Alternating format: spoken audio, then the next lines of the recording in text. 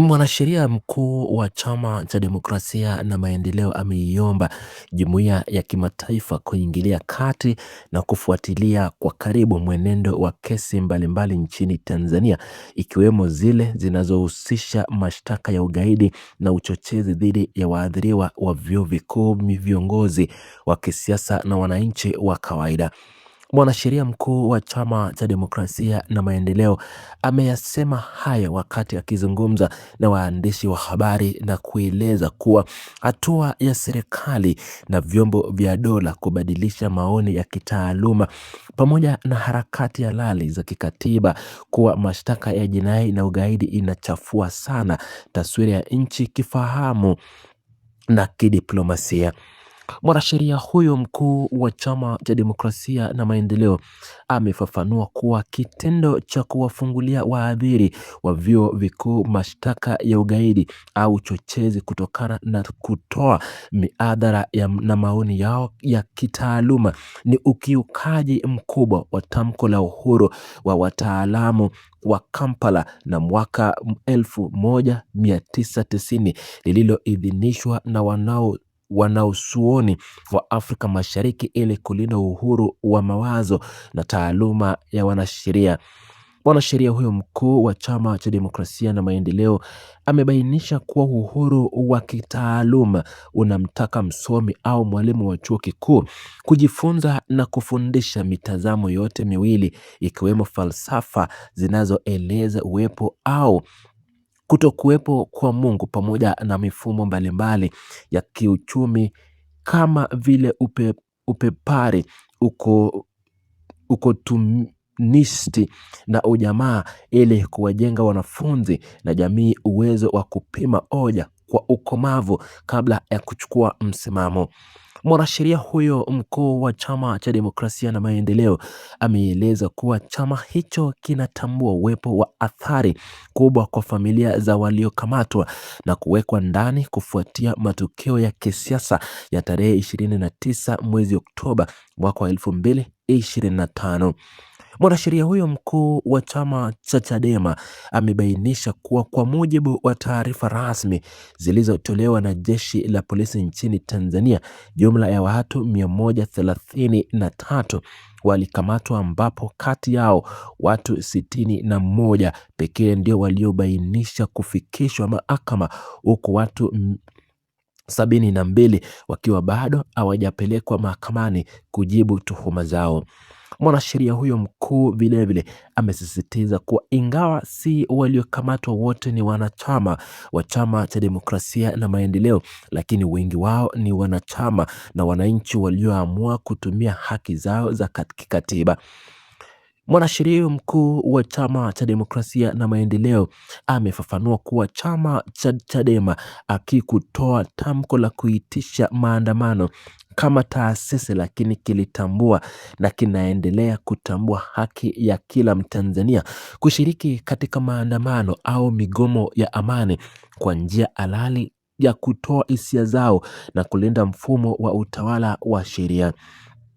Mwanasheria huyo wa Chadema ameeleza kuwa chama hicho kimeunda na kujiandaa kutuma timu za mawakili na wanasheria madhubuti kwenda mikoani kote nchini ili kukutana na wahanga wa maadhara hayo na kuandaa utetezi imara wa kisheria mahakamani. Mwanasheria mkuu wa Chama cha Demokrasia na Maendeleo amebainisha kuwa timu hizo za mawakili zitachunguza utaratibu wa mashtaka yote yanayowakabili wananchi na viongozi hao, pamoja na kuhoji dhamira inayosukuma mashtaka hayo mbele ya vyombo vya haki ili mahakama ipate fursa ya kutoa maamuzi kwa misingi ya sheria na katiba ya mama nchi.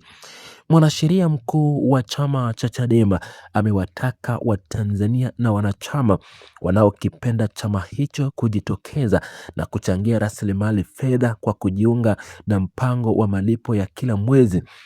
ya kujirudia ili kuwezesha chama kugharamia usafiri, maradhi na malazi, chakula cha mawakili wanaojitolea kwenda mikoani kutetea kesi hizo za jinai. Mwanasheria mkuu wa Chama cha Demokrasia na Maendeleo amefafanua kuwa kesi za jinai hazina malipo ya kisheria kutoka kwa upande unaoshindwa, hivyo gharama zote za usimamizi lazima zibebwe na chama kwa msaada wa wananchi wanaotaka kuona nchi inaendeshwa kwa misingi ya haki na utawala wa sheria.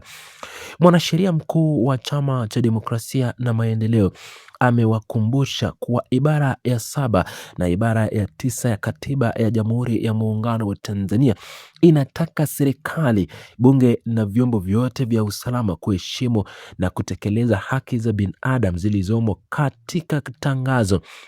la ulimwengu la haki za kibinadamu. Mwanasheria huyo ameeleza kuwa matumizi ya nguvu za dola na kauli za watawala za kutumia dola kubakia madarakani zinapingana na misingi ya demokrasia ya vyama vingi na kuifanya Tanzania kupoteza heshima yake ya kihistoria iliyojengwa tangu miaka ya 60 na 70 kama nchi iliyokuwa kinara wa kutetea haki za binadamu na ukombozi wa barani Afrika.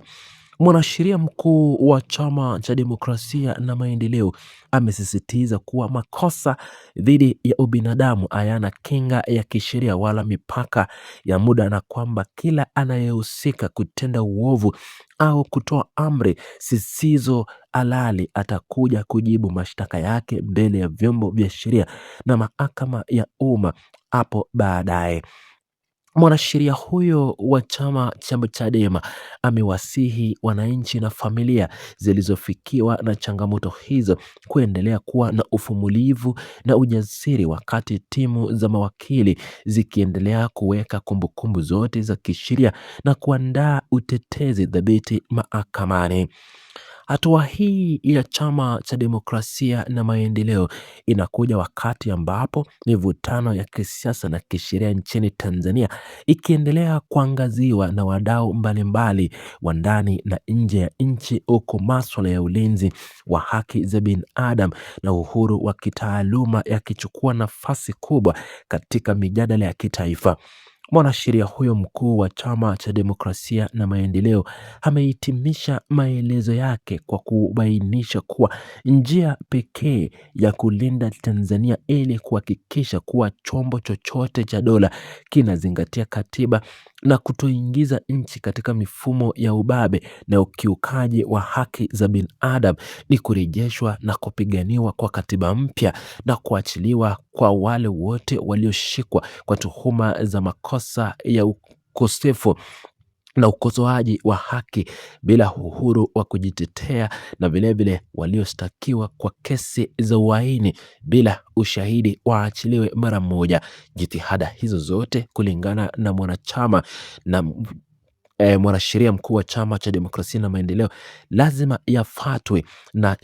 serikali iliyoko madarakani kuwaachilia huru wote wanaoshtakiwa bila ushahidi.